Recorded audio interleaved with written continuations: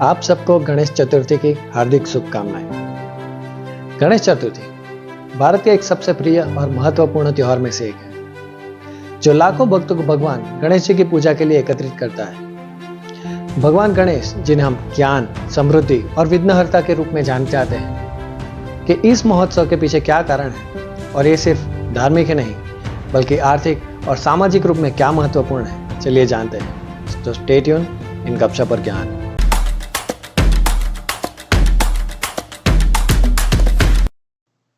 भगवान गणेश, जिन्हें हम विनायक और विघ्नहर्ता के रूप में जाने जाते हैं, सदियों से हिंदू धर्म के प्रमुख देवताओं में से एक है। उनकी पूजा का इतिहास गुप्त काल यानी कि 3री और 6ठी शताब्दी तक जाता है। हालांकि चतुर्थी का सार्वजनिक उत्सव 19वीं शताब्दी में शुरू हुआ था।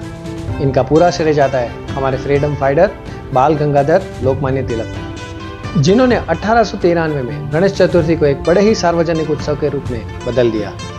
उस समय ब्रिटिश शासन के खिलाफ भारतीयों को एकजुट करने के लिए तिलक ने इस उत्सव को साधन के रूप में इस्तेमाल किया।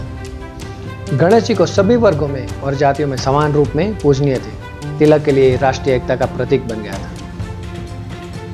गणेश चतुर्थी का उत्सव गणपतियों की मूर्तियों की स्थापना से शुरू होता है, जो घरों में सार्वजनिक पंडालों में स्थापित की जाती है। यह उत्सव 1 से 11 दिन तक चलता है, जो क्षेत्रीय परंपराओं के आधार पर अलग अलग हो सकता है। प्रतिदिन भगवान गणेश जी की पूजा होती है, जिसमें मोदक, लड्डू, नारियल और फूलों का प्रसाद चढ़ाया जाता है। गणेश जी की एक अनोखी आकृति, पहले तो हाथी का सिर, जो मानव शरीर पे गहरे प्रतीकात्मक अर्थ रखती है। उनका सिर बुद्धि और ज्ञान का प्रतीक है। उनके सबसे बड़े कान सभी प्रार्थनाओं के धैर्य पूर्वक सुनने की क्षमता दर्शाते हैं।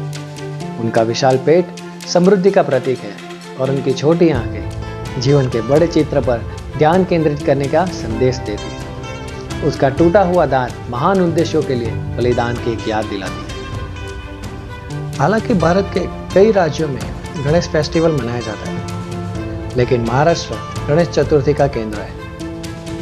विशेषकर मुंबई और पुणे जैसे शहरों में सबसे भव्य जुलूस निकाले जाते हैं। यह उत्सव भारत के अन्य राज्यों में भी व्यापक रूप से मनाया जाता है। कर्नाटक में यह त्योहार घरों और मंदिरों में मनाया जाता है, जहां सांस्कृतिक कार्यक्रम और प्रस्तुतियां खासकर महत्व रखती हैं। तमिलनाडु और आंध्र प्रदेश में गणेश उत्सव में स्थापना परंपराओं का मिश्रण होता है।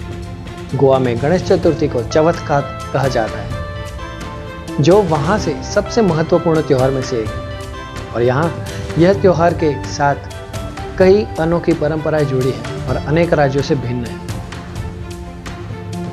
ये हो गई सांस्कृतिक बातें। अब करते हैं इकोनॉमी की बात। गणेश चतुर्थी एक धार्मिक उत्सव नहीं है, बल्कि एक आर्थिक अवसर भी है। जी हाँ, खासकर महाराष्ट्र में, जहां स्थानीय अर्थव्यवस्था पर दौरान काफी उछाल देखी जा सकती है।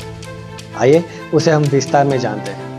पहला है मूर्ति निर्माण उद्योग। गणेश जी की मूर्तियों की मांग त्योहार से कई महीने पहले शुरू हो जाती है। पीढ़ियों से इसका निपुण शिल्पकार मिट्टी और प्लास्टर ऑफ पेरिस से भव्य मूर्तियां बनाते हैं, जिसकी ऊंचाई 20 फीट तक जाती है। जी हाँ, केवल मुंबई में हर साल लगभग 2 लाख गणेश मूर्ति की बेची जाती है, जिसे करोड़ों के रुपए का व्यापार होता है। इसके अलावा मिठाई और पूजा सामग्री का बाजार।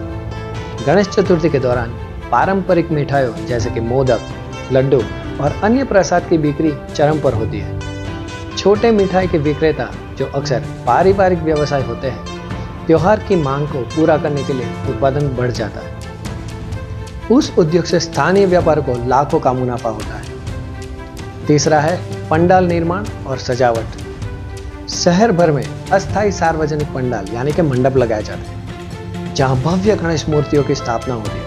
इन पंडालों का निर्माण बड़े इलेक्ट्रीशियन और डेकोरेटर की सेवाओं में होता है, जिससे इन क्षेत्रों में नए रोजगार बढ़ते हैं। चौथा है tourism and transportation. Ganesh Chaturthi केवल एक स्थानीय लोग के लिए नहीं है, बल्कि देश विदेश के पर्यटक को आकर्षित करता है। अगर मैं बात करूं सिर्फ 2019 की, तो मुंबई गणेश चतुर्थी के दौरान लगभग 1.5 लाख पर्यटक आए थे, जिससे होटल परिवहन यानी कि होटल्स बिजनेस, स्थानीय व्यवसाय को भारी उछाल देखे जाते हैं। जिसमें राजस्व की वृद्धि होती है। इकोनॉमिक्स।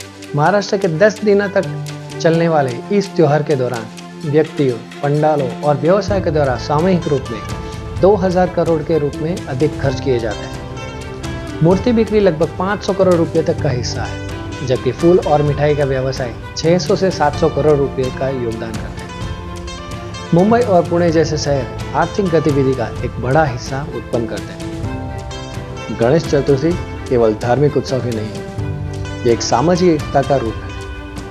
ये फेस्टिवल भारत की हर कम्युनिटी, हर समुदाय को साथ लेने का काम करता है। हाल ही में गणेश उत्सव एक सोशल अवेयरनेस का प्लेटफॉर्म बन के भी सामने आया, चाहे वो एनवायरमेंट इश्यू हो, जेंडर इक्वालिटी या कोविड-19 अवेयरनेस की बात हो। पैंडेमिक के दौरान भी कई लोगों ने गणेश उत्सव मनाने के अलग अलग तरीके खोज निकाले, जैसे कि वर्चुअल आरती, सोशल डिस्टेंसिंग में जुलूस निकाले थे।